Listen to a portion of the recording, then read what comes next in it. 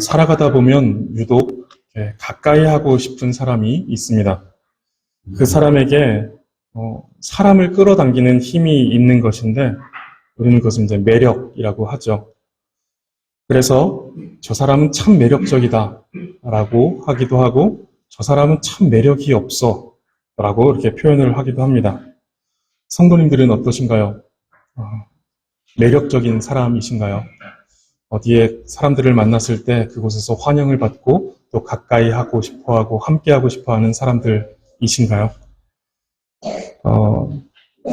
저는 제 기억에 고등학생 때 기도 제목 중에 이제 정말 큰 부분을 차지했던 기도 제목이 하나님 저 매력 있는 사람 되게 해주세요 라는 거였던 것으로 기억이 납니다. 누군가에게 호감을 주고 또 그 누군가가 나와 함께 하고픈 사람이 사람으로 제가 여겨진다라는 것이 너무 기분 좋은 일 같았고 또 그러고 싶어서 하나님 저 매력적인 사람이었으면 좋겠습니다. 매력적인 사람이 되게 해주세요라고 기도했던 기억이 있습니다. 오늘 본문 마지막을 보시면 설교의 결론이 될 부분인데 23절에 보시면 만군의 여호와가 이같이 말하노라 그날에는 말이 다른 이방 백성 10명이 유다 사람 하나의 옷자락을 잡을 것이라 곧 잡고 말하기를 하나님이 너희와 함께 하심을 들었는데 우리가 너희와 함께 가려 하노라 하리라 라고 이렇게 말한다는 것입니다. 이방 사람 10명이 유다 사람 하나의 옷자락을 잡고는 하나님이 너와 함께 하신다는 것을 내가 들었다라고 이제 말할 것이다라는 거예요. 그래서 내가 그 하나님이 너와 함께 계신다는 것을 들었는데 나도 너와 좀 같이 가고 싶다. 나도 너와 같이 가면 안 되겠냐? 나 이제 너랑 같이 가고 싶다라고 이렇게 말한다라는 것입니다. 하나님이 함께 하신다는 그 유다 사람의 상태가 이방 사람 10명이 그 사람의 옷자락을 붙들며 우리가 너희와 함께 가고 싶다고 말하게 한다라는 것입니다. 그 하나님이 함께 하신다라는 그것이 그리스도인들이 가진 매력이다라는 것이죠. 그 하나님이 함께 하신다라는 그 매력으로 인하여서 하나님을 믿지 않는 다른 사람들, 그러니까 여기서 표현된 말이 다른 이방 백성 10명이 하나님과 함께하는 유다 사람을 붙들고는 같이 가자라고 한다라는 것이죠. 고린도후서 2장에서 바울이 이렇게 말합니다. 그리스도인을 그리스도의 향기다라고 이렇게 표현하죠. 그리스도인 안에는 그리스도께서 살고 계시기 때문에 그리스도인에게는 그리스도의 향기가 나기 마련입니다. 우리 속에 계신 성령님께서 성령님의 그 성품을 따라 살아가는 우리의 삶에 그 향기 나게 하신다는 것이죠. 그래서 그리스도의 향기가 나고 성령의 향기가 우리 속에서 나는 것입니다. 그리고 이제 고린도후서 2장 15절 이 뒤에 16절을 보시면 바울은 그 향기를 생명에 이르는 냄새다라고 이렇게 말합니다. 그 향기의 매력을 느낀 사람은 그 냄새를 따라서 생명으로 향하여 나아오게 된다라는 것을 말하죠. 10명의 이방 사람이 한 명의 유다 사람에게서 그 향기를 맡은 것이고 또 그 매력을 느낀 것입니다.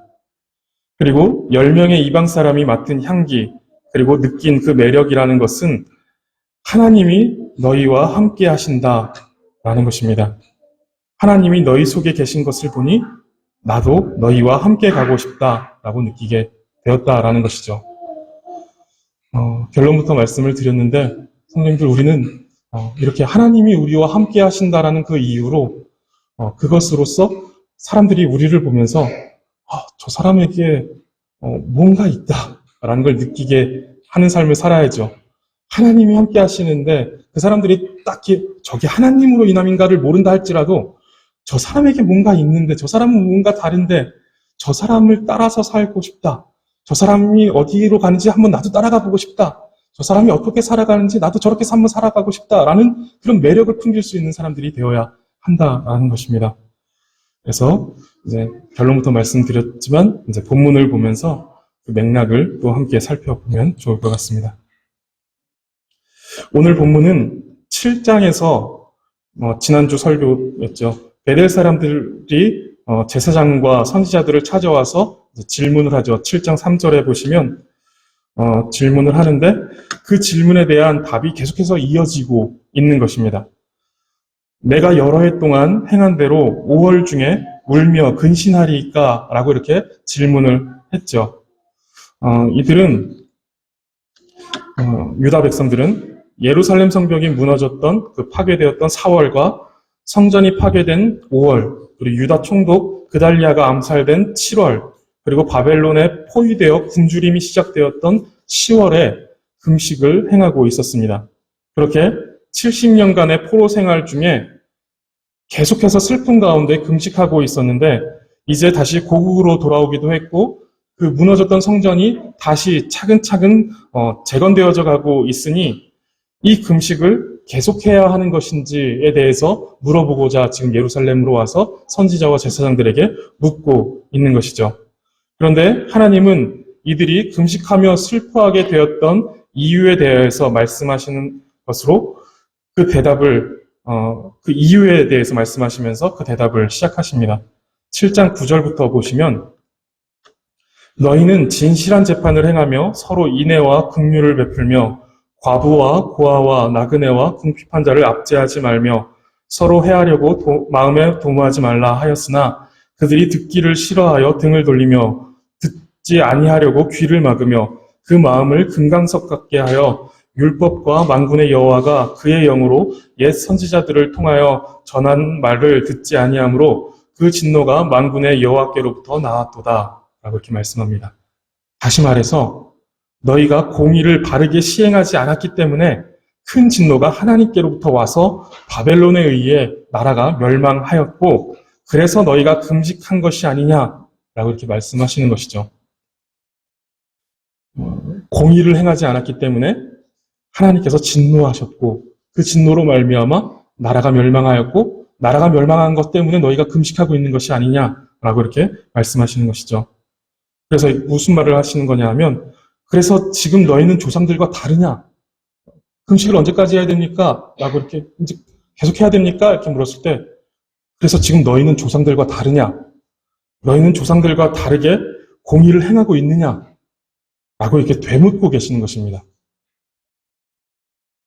그렇지 않고 여전히 조상들과 똑같이 공의를 행하지 않고 있다면 즉 삶이 거룩하고 또 성결한 백성임을 증명해내지 못하고 있다라면 다시 하나님의 진노가 있을 것이고 너희의 금식은 다시 시작될 것이다.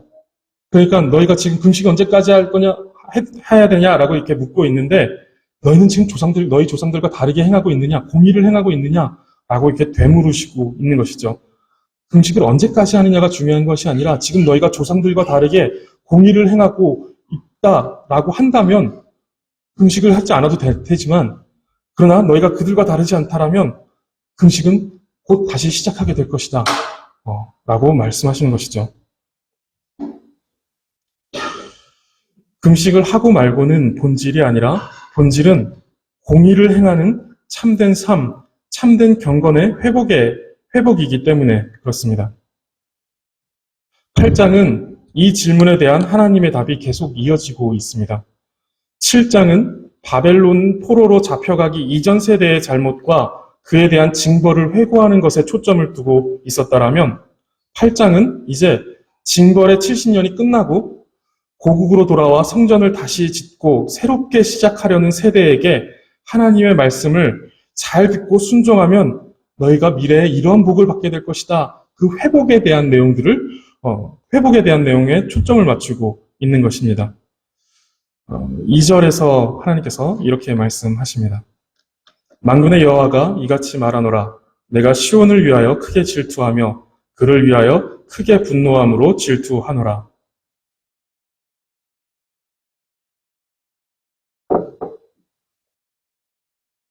이 표현, 질투한다, 하나님이 질투하신다라는 이 표현은 우리가 스가랴의 첫 번째 환상에서 하나님께서 말씀하셨던 그런 표현입니다. 질투한다라는 이 말씀은 몹시도 사랑한다라는 표현입니다. 새번역 성경은 이 2절을 하나님께서 시온을 너무도 사랑하셔서 누구라도 시온을 대적하면 용서하지 못할 만큼 나는 시온을 열렬히 사랑한다 라고 이렇게 번역합니다. 지금 하나님께서 이제 유다를 회복시키실 것에 대하여 말씀하시는데 가장 먼저 유다를 사랑한다라고 말씀하시면서 회복의 근거가 다른 것에 있는 것이 아니라 하나님의 사랑에 근거하고 있다라는 것을 말해주고 있습니다. 혹시 그 회복의 근거가 유다의 행위에 있었더라면, 유다가 뭔가 좀 잘하고 유다가 하나님 앞에 내가 잘못했습니다라고 엎드리는 그 행위에 있었다라면 그 회복은 불안한 회복이었을 것입니다. 지금 너 태도를 봐서 용서해 주는데 또 잘못하면 그때는 절대로 용서 안 해. 그때는 끝이야. 라는 것은 그 관계가 당장은 회복되었지만 조건부로 회복된 것이죠. 다시 한번 그러면 그때는 끝이야. 지금 내가 한번 용서해 주겠어. 라는 것이죠. 그런데 하나님의 사랑에 근거하여 회복되었다라는 것은 7번씩 70번이라도 용서해 주시는 그 완전한 사랑에 근거하고 있다라는 것입니다. 다음번에는 끝이야. 더 이상 용서 못해. 라는 식으로 회복시키시는 것이 아니다라는 것이죠. 우리는 이러한 회복과 용서를 성경과 그 역사를 통해서 분명하게 보고 있습니다. 성경은 끊임없이 지금 구약시대에 이러는데 신약시대에 가면 또 이스라엘 백성들은 또 하나님을 떠나고 있죠. 또 하나님은 그들을 회복시키십니다. 이것이 성경의 시대뿐만 아니라 그 이후에 성경에 기록된 그 이후의 모든 시대에서도 하나님은 회복시키십니다. 끊임없이 하나님의 백성을 찾으시고 회복시키시는 그 역사를 우리가 볼 수 있습니다. 이것이 하나님의 완전한 사랑에 근거하고 있기 때문에 끝없이 반복해서 하나님은 우리를 회복시키시고 있다는 것이죠. 그러면서 하나님은 3절부터 그렇게 사랑하신 결과로서 회복될 예루살렘의 모습을 묘사해 주시는데 가장 먼저 3절을 보시면 내가 시온에 돌아와 예루살렘 가운데 거하리니 라고 말씀하십니다. 돌아와서 그곳에 거하겠다라는 것이 이제 회복의 시작이고 회복의 궁극적인 목적이 되는 것이죠. 이것은 신앙의 시작이기도 하고 신앙의 궁극적인 목적이기도 합니다. 하나님께서 우리에게 오셔서 우리를 찾아오셔서 우리 가운데 거하시는 것, 이것이 신앙이죠. 또한 이것은 하나님의 나라의 시작이고 하나님 나라의 궁극적인 목적이기도 합니다. 우리가 영원토록 품어야 될 그런 목적이라는 것이죠. 왜 회복되어야 하고 왜 믿음을 가져야 하며 왜 하나님의 나라를 소망해야 합니까? 하나의 핵심만 콕 집으라면 하나님과 함께하는 것, 이것입니다. 이것보다 더 중요한 것은 없습니다. 이것보다 더 우리의 중심을 차지하여 회복의 목적이 되고 있다면 하나님, 이것이 회복되면 좋겠습니다. 라고 할 때 우리의 마음에 하나님과 함께하는 것보다 더 중심을 차지하는 그 회복의 그 항목, 대상이 있다라면 이것은 무언가 크게 잘못되었다라는 것이 분명하다라는 것이죠. 예를 들어서 해외 파견을 나간 아빠가 이제 오랫동안 이제 해외에 홀로 살아가면서 아이들에게 이제 매일같이 연락을 해서 아빠가 너희가 좋아하는 선물 가지고 곧 돌아갈게 라고 이렇게 말했는데 이제 때가 되어서 아빠가 진짜로 선물을 하나름 가지고 아이들이 좋아하는 선물을 하나름 가지고 집으로 돌아왔습니다. 그런데 아이들이 선물을 보면서 너무 즐거워하다가 이렇게 말하는 것이죠. 근데 아빠는 왜 오셨어요? 라고 한다면 무언가 이게 크게 잘못됐다라는 것이죠. 아이들이 선물을 보면서 행복해한다고 그 가정이 회복되어 있다는 것, 그 가정이 행복한 가정이고 그 가정이 너무 좋은 모습이다. 그 가정이 회복되었다라는 것은 아닌 것입니다. 아이들의 행복과 웃음이 본질이 아니라 아버지가 돌아왔다는 사실, 그리고 이제부터 아버지가 함께 산다라는 것이 본질입니다. 3절에서 하나님께서 회복을 말씀하시면서 내가 돌아와 너희 가운데 거하겠다라고 말씀하실 때 아니요, 하나님 오실 필요까지는 없고 그냥 복만 좀 부어주시면 될 것 같아요. 라고 한다면 그것은 회복이 아니다라는 것이죠. 하나님은 예루살렘 가운데 돌아와 그곳에 거하시며 그들의 삶에 개입하십니다. 회복의 첫 번째가 이것이라는 것이죠. 하나님께서 돌아와서 그들 가운데 거하시는 것. 이것이 회복의 시작이고 궁극적인 목적이고 사실 이것이 전부입니다. 하나님은 이제 그들 가운데 돌아와 그곳에 거하시며 그들의 삶에 개입하십니다. 하나님은 한 번도 자기 백성에서 멀리 떨어진 적이 없으십니다. 그런데 지금 돌아온다라고 이렇게 표현을 하시죠. 돌아와서 거하겠다라고 표현하는데 하나님은 한 번도 자기 백성에게서 멀리 떨어져 계신 적이 없으셨습니다. 그런데 하나님께서 돌아와 거하시겠다라는 이 말씀은 어떤 공간적인 개념이 아니라 이전에는 너희를 벌하고자 내버려 두었는데 이제는 내가 개입하겠다라는 것입니다. 이제는 더 이상 뒷짐짓고 지켜만 보고 있지 않겠다. 내가 너의 삶에 개입해서 너를 고쳐주겠다. 회복시키겠다라고 하는 말씀이신 것이죠. 너희의 어려움에 귀를 기울이겠고 너희를 고쳐주겠으며 너희를 보호하겠다라는 것입니다. 돈만 보내주고 선물만 보내주시던 아빠가 집으로 돌아와서 대화도 나눠주고 형광등도 고쳐주고 위험한 상황에 기댈 수 있고 피할 수 있는 보호자가 되어주신다라는 것입니다. 개입하시겠다라는 것이죠. 너의 삶에 이제 개입하겠다라고 말씀하시는 것입니다. 그리고 3절 중간을 보시면 하나님께서 예루살렘에 돌아와 거하심으로 어떤 일이 생기는가 하면 예루살렘은 진리의 성읍이라 일컫겠고 만군의 여호와의 산은 성산이라 일컫게 되리라 라고 말씀하십니다. 진리가 없어서 재판이 불공정하여지고 과부와 고아와 나그네와 궁핍한 자가 압제당하는 일들이 벌어졌는데 하나님께서 그런 불의한 성읍을 고쳐서 이제 진리의 성읍이다, 거룩한 산이다 라고 불려지도록 하시겠다라고 말씀하시는 것입니다.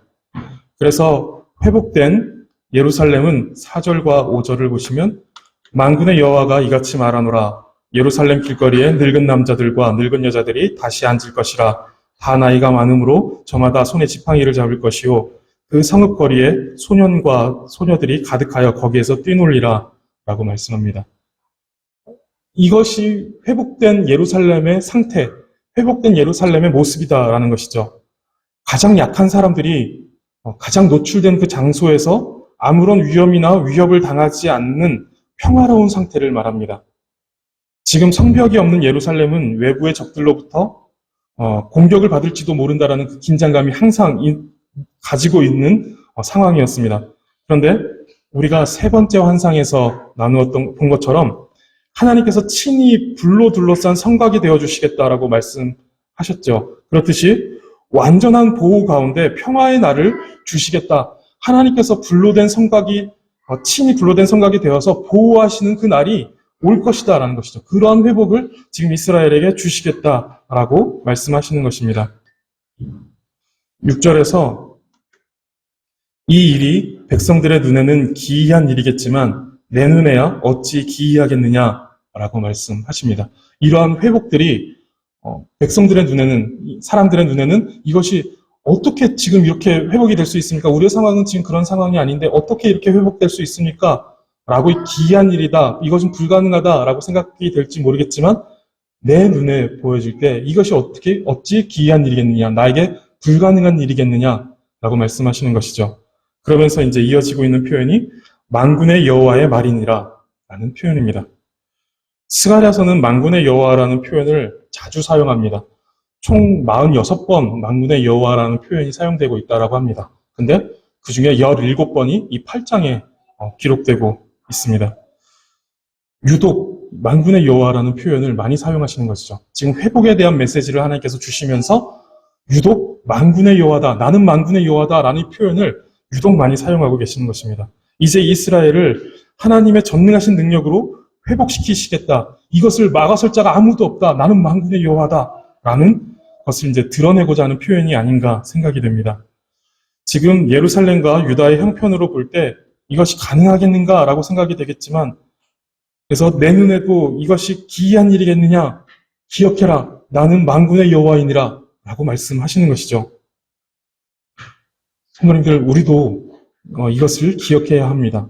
살면서 좌절하는 순간이 얼마나 많이 있습니까? 마음이 바닥에 떨어져서 절망하게 되는 때가 얼마나 많이 있습니까? 그때 우리는 기억해야 합니다. 하나님은 불가능이 없으시고 해결하지 못하실 일이 아무것도 없으신 만군의 여호와이십니다. 그리고 그분이 우리를 열렬히 사랑하신다는 것을 기억하셔야 합니다. 우리를 회복하시는 하나님, 만군의 여호와이십니다. 7절과 8절을 보시면 그 하나님께서 자기 백성을 해가 뜨는 땅과 해가 지는 땅에서부터, 즉 온 땅에서 구원하시고 인도하여 예루살렘에 거하게 하시며 그들은 내 백성이 되고 나는 진리와 공의로 그들의 하나님이 되리라 라고 이렇게 말씀하십니다. 여기서 중요한 내용은 8절 중반부부터 보시면 그들은 내 백성이 되고 나는 진리와 공의로 그들의 하나님이 되리라 라는 말씀입니다. 성도님, 이 말씀이 어떤 말씀인지 혹시 기억하시나요? 아까 예배 모범에도 잠깐 말씀을 드렸었는데, 그들은 내 백성이 되고 나는 너희의 그들의 하나님이 되리라 라는 이 말씀은 언약의 내용입니다. 하나님이 우리와 약속하시는 것의 내용이죠. 결코 변하지 않을 것이다. 이 약속 내가 영원토록 지킬 것이다. 라고 하는 그 언약의 내용, 하나님께서 우리와 맺으신 그 약속의 내용이 너희는 내 백성이 될 것이고 나는 너희의 하나님이 될 것이다. 이것이 변함없는 너와 나의 약속이다. 라고 이렇게 말씀해 주시는 것입니다. 지금 하나님은 아브라함에게 약속하셨던 이 언약이 변하지 않고 계속 유지되고 있다는 것을 말씀해 주시는 것입니다. 언약을 확인시켜 주시고 또 언약을 갱신하여 주시는 것이죠. 이 언약이 변함이 없다. 지금도 너희에게 유효하다. 앞으로도 유효할 것이다. 라는 것을 말씀해 주시는 것입니다. 이 말씀이야말로 가장 강력한 위로이며 가장 분명한 사랑의 표현입니다. 우리가 어떤 모습, 어떤 형편 가운데 있다 하더라도 절대 변하지 않을 사실 하나를 약속해 주셨는데 그것이 우리는 영원히 하나님의 백성이 되고 하나님은 영원토록 우리의 하나님이 되어주신다라는 것입니다. 이것을 우리는 주일마다 갱신합니다. 주일마다 이 언약의 내용을 확인합니다. 우리의 예배는 이 언약을 확인하고 이 언약을 갱신하는 것입니다. 그 언약이 변함없고 그 언약이 영원하다라는 것을 확인하는 것이 이 예배다라는 것이죠. 예배를 통해서 하나님은 우리에게 이 언약이 변함없고 오늘도 너희에게 유효하고 앞으로도 너희에게 유효한 너와 나의 약속이다라는 것을 말씀해 주시는 것입니다. 그런데 여기서 우리가 한 가지 눈여겨봐야 할 것이 있는데 스가랴 선지자를 통해 예언되는 말씀이 상당히 선교적인 메시지다라는 것이 이제 스가랴서 곳곳에서 발견되고 있다라는 것입니다. 단순히 유다 백성들만을 구원하시고 회복시키신다라는 이 예언의 말씀이 아니라 그 단기간에 걸쳐서 이제 유다 백성들이 다 돌아와서 예루살렘으로 귀환해서 너희를 성전도 짓고 너희를 이제 내 백성으로 살게 할 것이다라는 이런 단기적인 어떤 예언만이 아니라 영원한 하나님의 어떤 구속 사역에 대한 선교적인 메시지가 있다라는 것입니다.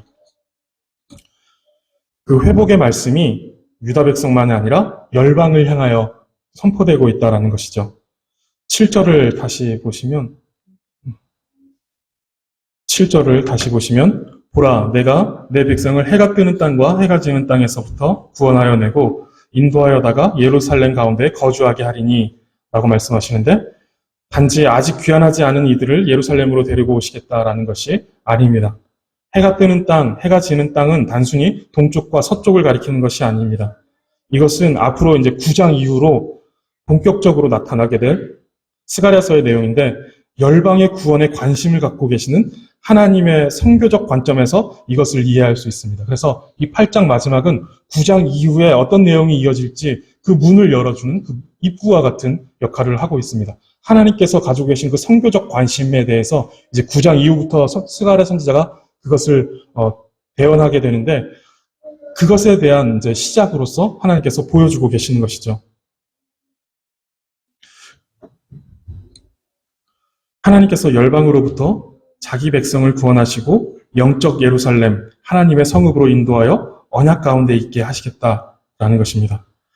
이렇게 이제 9절부터 17절은 계속해서 이스라엘 백성을 회복시킬 것에 대해서 말씀하십니다. 그래서 쭉 넘어가서 15절을 보시면 이제 내가 다시 예루살렘과 유다 족속에게 은혜를 베풀기로 뜻하였나니 너희는 두려워하지 말지니라 라고 말씀합니다. 이제 대적으로 멸망케 하지도 않을 것이고 씨를 뿌려도 결실하지 못하게 하지도 않을 것이고 구멍 뚫린 전대에 삭슬 넣는 것과 같은 일도 없게 할 것이다. 그렇게 회복시키고 너희에게 은혜를 베풀 것이니 두려워하지 말아라 라고 이렇게 말씀하십니다. 이 두려워하지 말라라는 것은 무서워하지 말아라 이런 것보다 위축되지 말고 담대히 하나님의 백성으로서의 삶을 살아가라 라고 말씀하시는 것입니다. 마태복음 25장에 보면 그 주인이 외국으로 떠나면서 종들에게 5달란트, 2달란트, 1달란트를 주고서는 떠나는 내용이 나옵니다. 그때 5달란트, 2달란트 받은 사람은 그것을 가지고 열심히 적극적으로 활용하여 5달란트 받았던 사람은 5달란트를 남기고 2달란트 받았던 사람은 2달란트를 남깁니다. 근데 1달란트 받은 사람은 그것을 땅에다 묻어두고 주인이 왔을 때 주인님, 내가 당신이 주신 것을 그대로 가져왔습니다. 라고 말하는데 그 이유가 무엇이었냐면 두려워하였다라고 말합니다. 두려워하여 당신이 엄한 사람인 줄 알고 내가 두려워하여 이것을 가만히 땅에 묻어두다가 가져왔습니다. 위축되어 있었다라는 것이죠. 그 마음이 위축되어서 하나님께서 주신 것들을 활용할 줄 모르고 그것들을 어떻게 사용할 줄 몰랐다라는 것입니다. 그러니까 여기서 내가 너에게 은혜를 베풀 것이니 너에게 그 달란트를 줄 것이니 너에게 그 은혜를 줄 것인데 너는 두려워하지 말아라. 여호수아에게 너는 마음을 강하게 하고 담대히 하라. 위축되어 있지 말아라. 모세가 이런 리더십을 가지고 있었지만 내가 너와 함께하여서 너도 그런 리더십을 발휘하게 할 것이다. 마음을 강하게 하고 담대히 하라. 라고 한 것과 같은 말씀인 것이죠. 담대하게 너는 너의 일들을 해나가라. 라고 이렇게 말씀하시는 것입니다. 그래서 9절과 13절에 보면 손을 견고히 할지니라 라는 말씀이 나오는데 이 표현이 그런 표현입니다. 힘을 내라, 담대히 해라 라고 하는 히브리 사람들이 사용했던 관용구입니다. 힘내라, 담대해라 라고 할 때 손을 강하게 해라 라고 하는 표현을 썼다는 것이죠. 이렇게 하나님께서 우리를 회복시키시고 은혜를 베풀며 너희는 담대해라. 하나님의 백성으로서 담대하게 행해라. 라고 하면서 이제 주시는 말씀이 16절에 너희가 행할 일은 이러하니라 라고 말씀하십니다. 그 말씀을 읽어보면 너희는 이웃과 더불어 진리를 말하며 너희 성문에서 진실하고 화평한 재판을 베풀고 마음에 서로 해하기를 도모하지 말며 거짓 맹세를 좋아하지 말라. 이 모든 일은 내가 미워하는 것이니라 여호와의 말이니라. 이제 이들을 회복시키시고 회복된 하나님의 백성에게 말씀하시고 요구하시는 것이 공의를 행해라 라는 것입니다. 회복을 줄 것이고 은혜를 베풀 것인데 너희가 할 일이 있다. 공의를 베풀어야 한다 라는 것이죠. 그러면서 18절부터 다시 베델 사람들이 물었던 질문의 그 원점으로 돌아옵니다. 금식에 대해서 이야기하는 것이죠. 19절에 보시면 만군의 여호와가 이같이 말하노라. 넷째 달의 금식과 다섯째 달의 금식과 일곱째 달의 금식과 열째 달의 금식이 변하여 유다 족속에게 기쁨과 즐거움과 희락의 절기들이 되리니 너희를 회복하여 줄 것이니 너희가 회복될 것이니 오직 너희는 진리와 화평을 사랑할지니라. 이 뒤에가 중요한 것이죠. 너희를 이렇게 회복시켰고 너희 금식이 이제 필요 없게 만들어 줄 것인데 다만 너희가 할 일이 있다. 너희는 진리와 화평을 사랑해라 라는 것입니다. 이 진리와 화평은 16절과 17절에서 언급된 내용과 같죠. 이 16절에 보시면 이웃과 더불어 진리를 말하며 너희는 성문에서 진실하고 화평한 재판을 베풀어라 라고 말씀하시는 것이고 또 19절에서 이제 그것을 그대로 진리와 화평을 사랑해라 라고 이렇게 말하는 것이죠. 이것은 이제 공의를 행해라, 공의를 베풀어라 라고 하는 말씀입니다. 하나님의 사랑을 입어 끝없는 회복을 약속받은 하나님의 백성에게 주어진 의무와 책임이 바로 공의를 행하는 것이다라고 반복해서 말씀하고 계시는 것입니다. 여러 선지자들을 통해서 끊임없이 말씀하신 것도 바로 이것입니다. 선지자들이 계속해서 고아와 가부와 나그네와 궁핍한 자를 돌보아라 라고 이제 하나님께서 말씀하신다라고 예언하였죠. 그런데 그 말씀이 바로 이것입니다. 그리고 십계명에서도 이 내용을 담고 있습니다. 십계명은 우리가 잘 알고 있듯이 하나님을 사랑하라는 명령과 이웃을 사랑하라는 명령으로 구분이 됩니다. 그런데 이 두 명령은 구분되지만 분리되어 이해할 수 있는 것은 아닙니다. 이 두 명령은 긴밀하게 연결되어 있습니다. 하나님을 사랑하는 사람은 이웃을 사랑할 수밖에 없다라는 것이죠. 요한 1서에서 사도 요한이 계속해서 강조하고 있는 것이 바로 이것입니다. 하나님을 사랑하는 사람은 반드시 이웃을 사랑할 수밖에 없다는 것입니다. 이웃을 사랑하지 않으면서 하나님을 사랑한다라고 하는 것은 거짓말이다라고 말하고 있는 것이 요한 1서의 내용이죠. 요한 1서 4장 20절과 21절인데 누구든지 하나님을 사랑하노라 하고 그 형제를 미워하면 이는 거짓말하는 자니 보는 바 그 형제를 사랑하지 아니하는 자는 보지 못하는 바 하나님을 사랑할 수 없느니라. 우리가 이 계명을 주께 받았나니 하나님을 사랑하는 자는 또한 그 형제를 사랑할지니라 라고 말씀합니다. 하나님을 사랑한다면 마땅히 형제를 그리고 이웃을 사랑해야 한다라고 말씀합니다. 하나님을 사랑한다고 하면서 이웃을 사랑하지 않는 것은 거짓말을 하고 있는 것이다 라고 말씀하시는 것이죠. 하나님을 사랑하는 것과 이웃을 사랑하는 것이 별개가 아니라 긴밀하게 연결되어 있음을 말씀해주고 있습니다. 옛 조상들은 하나님을 사랑한다고 제사를 드리고 또 절기를 지키며 금식을 하면서 또 여러 종교 행위들을 하면서 하나님, 내가 하나님을 사랑합니다 라고 표현했습니다. 그러나 이웃을 사랑하지 않았습니다. 결국 하나님은 그들을 가증스럽다라고 여기고 누가 이들이 나에게 오는 것을 좀 막아달라라고 이렇게 말씀하셨죠. 이것은 그들이 하나님을 참되게 사랑하지 않았음을 보여주는 것입니다. 고아와 과부와 나그네, 궁핍한 자를 돌보지 않은 것, 이것이 하나님을 참되게 사랑하지 않았다라는 것을 보여주는 것이고 하나님은 그들을 심판하십니다. 그리고 하나님은 이제 다시 그들을 회복시키시는데 공의를 베풀지 않아서 하나님 앞에 심판받았던 이들을 다시 회복시키시는데 그들에게 다시 요구하고 계시는 것이 공의를 행해라, 이웃을 사랑하라는 것이죠. 형제를 사랑해라 라고 하는 것입니다. 그것이 보이지 않는 하나님을 사랑하는 우리의 구체적인 실천이며 보이지 않는 하나님을 내가 사랑합니다 라고 하는 실제적인 궁극적인 신앙 고백이 된다라는 것입니다. 그리고 선지자는 이처럼 공의를 행하며 하나님을 참되게 사랑하는 사람들, 하나님의 열렬한 사랑으로 회복된 이들로 인하여서 나타날 일들을 말씀하고 있습니다. 그 하나님께서 회복시키시고 공의를 행해라 라고 하는 그 이들을 통하여서 하나님께서 어떤 일들을 행하시는지, 그들을 통해서 어떤 일들이 나타나게 될 것인지에 대해서 하나님께서 이제 말씀하시는데, 이것은 아까도 말씀드렸듯이 9장 이후에 나타나는 하나님의 관심의 시작이기도 합니다. 온 열방을 향한 하나님의 관심이 시작되는 부분을 지금 말씀하고 있는 것이죠. 하나님께서 회복시킨 하나님의 백성들을 데리고 하나님께서 무엇을 행하고자 하시는지 보여주고 있는 부분입니다. 20절부터 보시면 만군의 여호와가 이와 같이 말하노라. 다시 여러 백성과 많은 성읍의 주민이 올 것이다.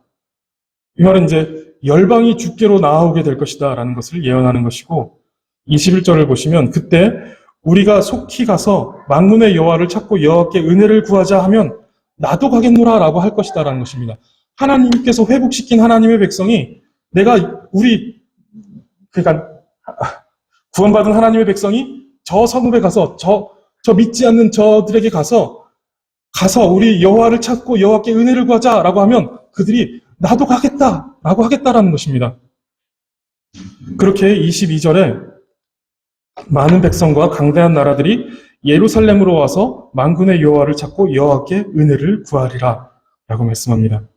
이웃을 사랑하고 공의를 행하며 진리와 화평을 사랑하는 사람들이 여호와를 찾고 은혜를 구하자라고 하니까 옆에 있는 사람이 나도 당신과 함께 가고 싶습니다. 나도 가게 해주십시오 라고 이렇게 말할 것이다 라는 것이죠. 그리고 마지막 23절을 보시면 설교 초대에 말씀드렸듯이 이방 백성 10명이 유다 사람 하나의 옷을 잡고 하나님이 너와 함께 하심을 내가 들었나니 우리가 너희와 함께 가려 하노라 라고 할 것이다 라고 말을 한다는 것이죠. 성도님들, 세상 모든 사람들은 진리에 갈급해 있습니다. 거짓되고 이기적인 사랑 속에서 참된 사랑을 목말라 한다라는 것이죠. 영원한 사랑이 이 땅에는 없는데 영원한 사랑을 노래하잖아요. 영원한 사랑에 목말라 한다라는 거예요. 근데 그들이 말하는 그 영원한 사랑이라는 것이 진실한 사랑, 그 참된 사랑이라는 것이 이 땅에는 없습니다. 그들이 아무리 노래하지만 이 땅에는 없다라는 것이죠. 그리고 누군가를 짓밟지 않으면 짓밟히는 무한 경쟁의 긴장 속에서 사람들이 살아가고 있는데 그것이 좋아서 그렇게 살아가는 것이 아니라 그렇게 살아가야만 하기 때문에, 내가 짓밟지 않으면 짓밟히는 세상이기 때문에, 그래서 자신을 내어주며 서로를 세워주는 배려와 섬김에 갈급해 있습니다. 그리고 그들이 갈급해 있는 궁극의 대상은 하나님입니다. 그런데 우리가 서로 사랑하고 또 이웃과 진리를 나누고 진실하고 화평한 재판을 베풀며 고아와 과부와 나그네와 궁핍한 자를 돌보는 것을 보면서 하나님이 우리와 함께 하심을 그들이 알게 되는 것입니다. 하나님이 우리와 함께 하시고 우리가 베푸는 사랑을 통해서 저기에 영원한 사랑이 있구나라는 것을 그들이 보게 될 것이다 라는 것입니다. 그리고 그 갈급함을 가지고 있는 그들이 우리를 보면서 참된 사랑을 가지고 있고 참된 하나님을 가지고 있는 우리를 보면서 매력을 느끼게 될 것이다라는 것이죠. 그들에게 없는 참된 것이 우리에게 있다라는 것을 확인하면서 저 사람과 함께 있고 싶다라는 것을 느끼게 될 것이다라는 것입니다. 우리가 하나님께서 회복시키신 그 내용, 그리고 우리에게 요구하신 그 공의를 행하는 그 내용, 그리스도를 마음에 품고 성령과 함께 살아가는 그 삶을 살아간다라고 한다면 사람들이 우리에게 매력을 느낄 것이다라는 것입니다. 우리 속에 계신 그리스도의 성품이 우리의 삶을 통해 나타날 때 우리에게서 그리스도의 향기가 풍겨지고 그 향기는 갈급한 심령을 자극할 것이다라는 것이죠. 우리가 그러한 삶을 살아야 한다라는 것입니다. 함께 일하는 동료가 또는 자주 만나는 이웃이 우리를 보고 그리스도인인지 아닌지도 모르는 사람으로 살아가는 것이 아니라 우리가 공의를 행하고 그리스도의 성품을 가지고 살아가는 것을 보니 그리스도의 제자이구나 라고 느껴질 만큼의 성숙한 신앙을 가지고 살아가야 한다라는 것입니다. 하나님께서 우리를 통해서 하실 일들이 그것이라는 것이에요. 요한복음 13장 35절에서 보시면 예수님께서 너희가 서로 사랑하면 이로써 모든 사람이 너희가 내 제자인 줄 알리라 라고 말씀하십니다. 서로 사랑한다 라는 말은 인간적인 감정 그리고 인도주의적인 차원에서의 사랑이 아니라 하나님께서 명령하신 사랑이고 그리스도로 말미암은 사랑입니다. 우리 속에 계신 그리스도가 살아 역사하셔서 그 그리스도의 향기가 마구 뿜어져 나오고 우리 속에서 우리를 주장하심으로 인해서 우리로 하여금 그리스도의 성품을 가지고 살아갈 때 나타나는 그 사랑이라는 것이죠. 하나님을 깊이 사랑하는 사람이 그 말씀과 성품을 사랑하여 그리스도의 향기가 나고 또 그리스도를 쏙 빼닮은 삶을 통해 드러나는 그 사랑은 우리가 그리스도를 따르는 자들이며 우리 속에 그리스도가 계시다라는 것을 사람들로 하여금 알게 합니다. 그리고 그런 우리의 삶을 보고 사람들은 당신이 믿는 하나님, 나도 믿고 싶습니다. 당신이 따르는 예수님, 나도 따르고 싶습니다. 나도 당신과 함께 가게 해주십시오. 라고 말하게 될 것이다. 라는 것입니다. 룻이 그의 시어머니 나오미를 보면서 어머니의 하나님이 내 하나님이 되고 어머니의 백성이 내 백성이 되길 원합니다. 라고 이렇게 말하죠. 나오미의 어떤 그 신앙 속에서 룻이 보았던 내용들이라는 것입니다. 우리 모두에게 이러한 매력이 있기를 바랍니다. 우리 속에 살아계신 하나님의 영광과 하나님의 아름다움과 하나님의 그 향기가 풍겨짐으로 인하여서 사람들이 다가와 당신과 함께하는 당신의 하나님을 따르고 싶습니다. 라고 할 만큼 하나님을 깊이 사랑하고 또 이웃을 깊이 사랑하는 우리가 되기를 힘쓰시기 바랍니다. 하나님께서 우리를 회복시키셨습니다. 회복시키시고 우리에게 요구하시는 것이 공의를 행해라 라고 말씀하셨습니다. 그리고 회복하여 공의를 행하고 있는 우리를 통하여서 하나님께서 궁극적으로 행하실 일들, 우리를 통해서 나도 당신과 함께 가려 합니다. 당신과 함께 가고 싶습니다. 라는 말을 하게끔 만들겠다라고 하시는 것이죠. 그것이 우리의 역할, 이 시대를 살아가는 우리의 역할이다라는 것입니다.